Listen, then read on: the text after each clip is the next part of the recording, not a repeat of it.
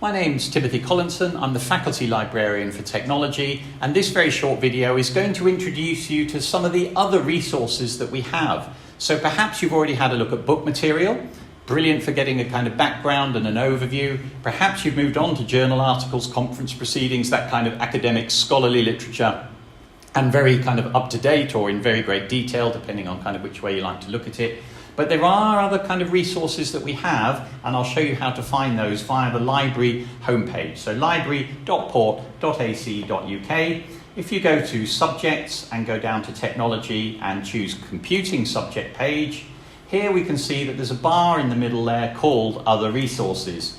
And what we've done there is collect together a little variety of things that you might find helpful. I'm not going to get into all of these in detail, but you can see there's a bar that lets you have a look at some of the specialist resources we have, perhaps British standards, perhaps marketing information under Global Data Explorer, perhaps if you're a sort of game developer, you can look at human photo references, and you can have a look down that list, read the little blurbs, see if they're relevant to you.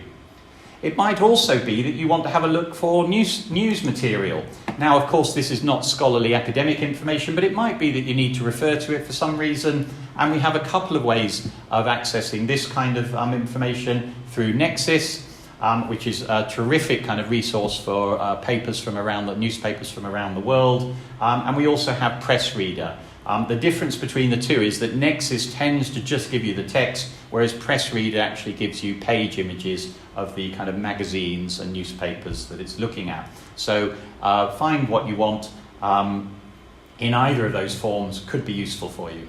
We have some non-subject specific resources, so these are not computing specific, but they're so big that they have computing information in there. Bob for television material, Business Source Complete if you're more on the kind of business side of what you're looking at with your computing assignments or dissertations, and other things like Credo Reference and Google Scholar, which you might have explored before. And again, there's a list there, and you can read the little blurb and see what's available to you.